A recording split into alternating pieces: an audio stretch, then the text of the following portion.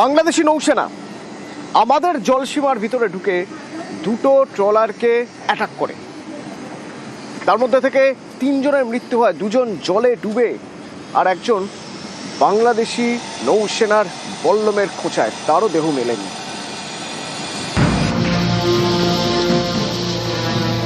এটার দায়ী আমরা মাছ ধরার জন্য বাধ্য হয়ে যেতে হয়। বাংলাদেশ নেভি আমাদের নিরীহ মৎস্যজীবীর এতে আবার হামলা করা, আমরা পুরো মৎস্যজীবী ফ্যামিলিকে নিয়ে আমরা পুরো আতঙ্কিত আছি। আমরা নিরাপত্তা চাইছি।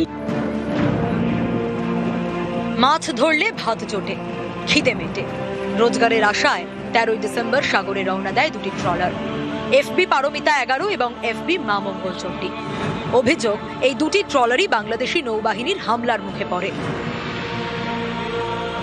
রবিবার রাতে ভারতীয় জলসীমান্তে ঢোকে বাংলাদেশি নৌসেনার জাহাজ। পারমিতা নামের ট্রলারটি হামলা চালায় বলে অভিযোগ। সেই ট্রলারে ছিলেন 16 জন মৎস্যজীবী। হাল ধরেছিলেন রজদুল শেখ।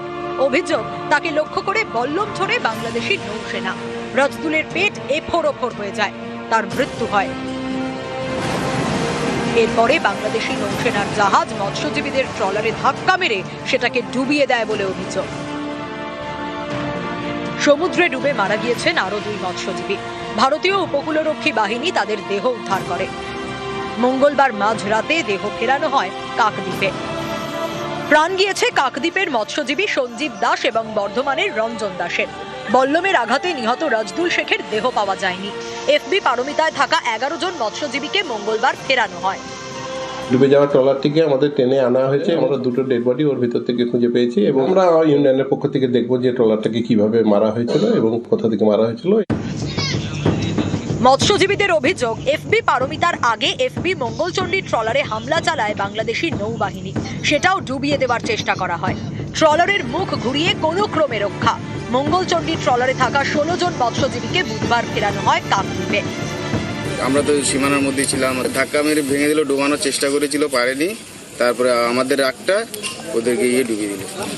লোয়ারি মারছে, বলছে বলে মেশিন বন্ধ কর, গুলি মারবো, হুমকি দেয়। হ্যাঁ হুমকি দিচ্ছে, মানে ফিশিং করতে আমাদেরকে দেবে না।